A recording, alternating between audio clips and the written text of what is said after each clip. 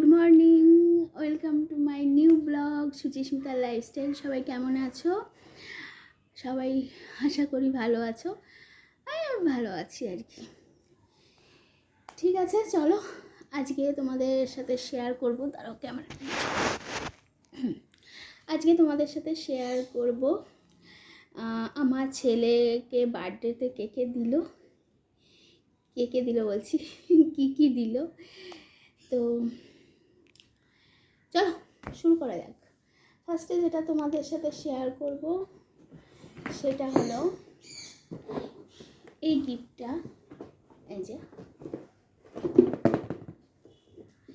এই গিফটটা আমার ছেলেকে দিয়েছে। আমার একদম অপোজিটে বাড়ি, তো আমার ছেলেকে ভীষণ ভালোবাসে, তো তারা দিয়েছে এই গিফটটা। নেক্সট হলো আমার বোন দিয়েছে। বোন যেহেতু একদম মানে ওর গায়ের মাপেরই জামা দিয়েছে, তো আমি এটা তুলে রাখিনি, আমি এটা সবসময় পরিয়ে ফেলছি। তো প্যান্টটা ভিজে আছে, সেই প্যান্টটা তোমাদের দেখাতে পারলাম না, সেট একটা। তো এই জামাটা। এরপর এটা দিয়েছে আমার বাড়িতে যে রান্না করে, ভাবতে পারছো? সে আমার থেকে বড় লোক। বড় লোক শুধু হয় না, মনটাও থাকার দরকার আছে। তো সে দিয়েছে এই যে রূপোর ব্রেসলেট। এটা আমি ছেলেকে পরিয়েছিলাম প্রথম দিনই, মানে পিসি পরিয়ে দিয়েছিল হাতে আর কি। চলো এটা তোমাদের সাথে এটা শেয়ার করে এটা আলমারিতে এবার তুলে রাখবো। আচ্ছা, আমার বাবা মাও কিনেছে, কিন্তু আমার বাবা অসুস্থ হয়ে পড়েছে, একটু আসতে পারিনি। আমাদের গিফটটাও তোমাদের সাথে শেয়ার করতাম, বাট যখন আসবে, যখন দেবে, তখন আমি তোমাদের সাথে শেয়ার করে দেবো। আচ্ছা, ওর বাবা তো পুরো অ্যারেঞ্জমেন্ট, যত রান্না বান্না আমি শেয়ার করেছি, প্রত্যেকটা খরচা, পুরো টোটাল বার্থডে খরচাটা হাজব্যান্ড দিয়েছে। তারপরেও এই যে এইটা হলো একটা পাঠান ড্রেস। বেসিক্যালি এটা একটা মুসলিমদের ড্রেস। তো এই ড্রেসটা নাকি খুব সুন্দর। আমি পুরোটা খুলছি না, কিছুদিন যখন আমার ছেলে পড়বে তখন তোমাদের সাথে অবশ্যই শেয়ার করব। হালকা কালার বলে আমি একটুখানি করছিলাম যে হালকা হালকা কালার কেন কিনেছো, তা বললো এগুলো এরকম কালার হোক। ব্র্যান্ড হলো সুলতান। নেক্সট, এর ধরমুন্ডু আলাদা হয়ে গেছে, এটা লাগানো যায় কীভাবে? হ্যাঁ, এইটা দিয়েছে আমার ননদ, ওর পিসি। তো এর ভেতরে প্রচুর ছোট ছোট গাড়ি আছে। এটা যখন ব্যাটারিতে চলবে তখন এটা আপনা হতে খুলে যাবে আর একের পর এক গাড়ি বেরিয়ে আসবে। তো এর সিস্টেমটা হলো এই, আমি চালিয়ে দেখাচ্ছি না, যখন ও চালাবে, ও চালিয়েছিল, সেটাও আমার ওর বার্থডের দিন ব্লগটাতে শেয়ার করা আছে।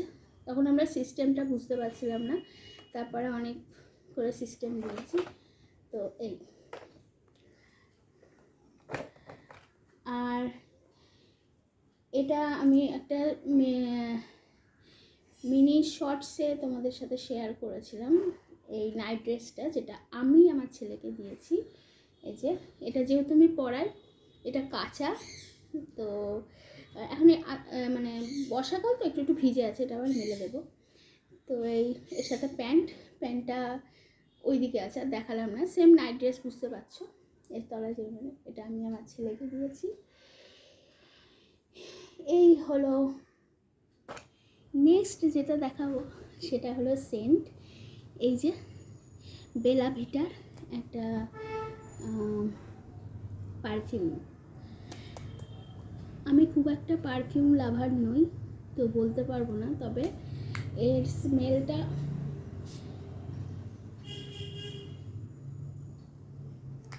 আমার ভালো লাগছে না। তো এই ছিল গিফটের পালা। আর সেন্টটা আমি বলেছিলাম যে আমি একজনের ব্লগ দেখি, তো ওর নতুন সেন্ট লঞ্চ করেছে পস প্যালেট, তোমরা অনেকেই হয়তো দেখো রিয়াঙ্কার ব্লগ।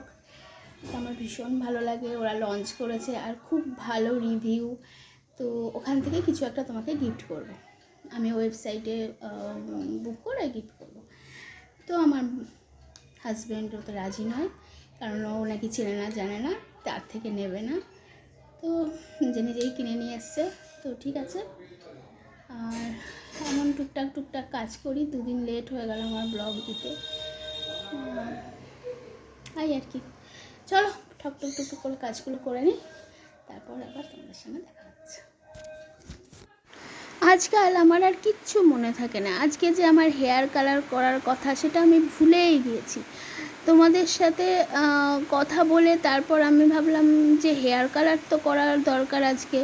তো আমি তো কাল থেকে ভেবে রেখেছি, তো হঠাৎ করেই আমি হেয়ার কালার করতে শুরু করে দিয়েছি। এরপর আমার টয়লেট পরিষ্কার করতে হবে, দেন চান করা, খাওয়া, আবার ছেলেকে আনতে যাওয়া। পুরো ঘড়ির সাথে দৌড়াই আমি, কারণ আমি সত্যি এখন আর দৌড়ঝাঁপ করতে পারি না। মানে একদমই আমার 90 ডিগ্রি লাইফটা ঘুরে গেছে। তো বাইরে বুঝতে পারছো কি পরিমাণ বৃষ্টি হচ্ছে, এত আওয়াজ, বাপ রে বাপ। 1 বালতি জামা কাপড়ও আছে, সেটা শুকোতে দিতে হবে। সেটা নয় দুপুরবেলা সেরে রাখলাম, আর একটা জামা কাপড় কাচতে দিয়েছি ওয়াশিং মেশিনে। কি আর বলি বলো, এই হচ্ছে। তো কালকে এক জায়গায় যেন ইনভিটেশন ছিল, যেতে পারলাম না। মেন কারণ হলো ছেলে স্কুল থেকে আসবে, আর দুপুরবেলা নেমন্তন্ন। তারপরে তাকে খাওয়ানো দাওয়ানো, এখন ওর অনেক টাইম লাগছে খেতে। আগেও টাইম লাগতো, বাট এখন তো আরও টাইম লাগছে। তো খাইয়ে দাইয়ে রেডি করিয়ে আমার পক্ষে আর যাওয়া সম্ভব হয়নি। তো যদিও বা কোথাও ইনভিটেশন পাই, এই সব কারণের জন্য যেতে পারি না। আমাদের গ্রুপেরই একজন বিবাহবার্ষিকী ছিল।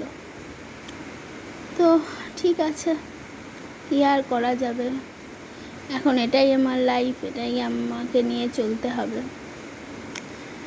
কোনো অভিযোগ না করেই এগোতে হবে, কারণ সময়গুলো আস্তে আস্তে হয়তো সবই ফিরে আসবে জীবনে, কিন্তু এই টাইমটা একটু টাফই আছে।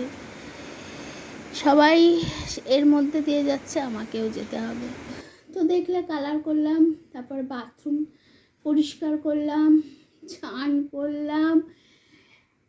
দেখি এখন খাওয়ার টাইম নেই বলতে আছে, কিন্তু অত তাড়াহুড়ো করে আমি খেতে রাজি নই। তো বৃষ্টি এখনও ঝমঝম করে পড়েই যাচ্ছে। তো আজকে হয়েছিল আলু ফুলকপি ভাজা আর রুটি। তো সেই একটা রুটি এই ফুলকপি ভাজা দিয়ে খেয়ে নেবো, তারপর এসে ভাত টাত খাবো।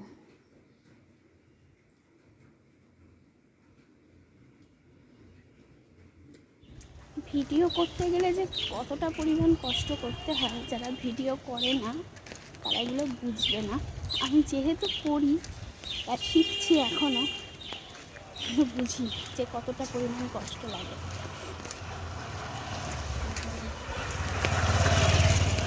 তো যাচ্ছি ছেলের স্কুলে। আজকে ছেলেকে কেক দিয়েছিলাম টিফিনে, এবার খেয়েছে কিনা জানি না, খেতে পারছে না দাঁতের জন্য, এই জন্য মেজাজও খিচড়ে আছে এখন।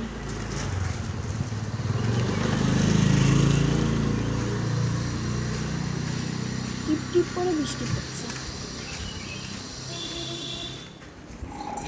তো ছেলের ভাত আমার ভাত সব নিয়ে বসে পড়লাম। এত খিদে পেয়ে গেছে, এসে আমি জামা কাপড়ও ছাড়িনি। আসলে ভাত খেয়ে যাই তো, ওই রুটি আর ফুলকপি ভাজা খেয়ে গেছি। একটা রুটি, ছোট রুটি, আমাদের রুটির সাইজ খুব একটা বড় না। খিদে পেয়ে গেছে, আর ছেলেও জানি না এতটা ভাত খাবে কিনা, কারণ তরকারি পাতিও তো কিছুই খেতে পারছে না। ভাত একটু নুন আর ওই একদম হাফ বয়েল করে ডিম সেদ্ধই কদিন ধরে ওকে আমি খাওয়াচ্ছি। তো চলো খাওয়া দাওয়া করে নিই। খানিকক্ষণ আগেও প্রচণ্ড বৃষ্টি হয়ে গেছে, তাও বেরোলাম ছাতা নিয়ে, জল নিয়ে। কারণ কতদিন আর ঘরে বসে থাকবো। ছেলের ওই রকম দুর্ঘটনা ঘটার পর থেকে আর বেরোয়নি বিকেলবেলা। এখনও ছেলের কথা ভাবলে মনটা এখন খারাপ লাগে, বেরোতে ইচ্ছা করে না। এই যে এই যে চলো, হাঁটতে ভয় করছে ওখানে যদি পিছল টিছল হয়। আমি এত পড়ে গেছি না, মানে এত পড়ে যাই আমার ভয় এসে গেছে। আমার বাড়িতে উনি চলো চলো চলো, কোথায় উঠেছে দেখো। ওফ, আমরা যখন হাঁটাহাঁটি করতাম এই পার্কে তখন সবসময় ঘাস ছাঁটা ছিল, বহুকাল ঘাস ছাঁটি এই লম্বা লম্বা ঘাসের মধ্যে দাঁড়াতেও ভয়। নাম নাম নাম। আজকে পুরো মাঠ ফাঁকা, এই যে আমাদের সব দলের লোকেরা বসে আছে, এই যে এখানে সব বসে আছে, সব বসে আছে। জুম করে দেখে নিলাম।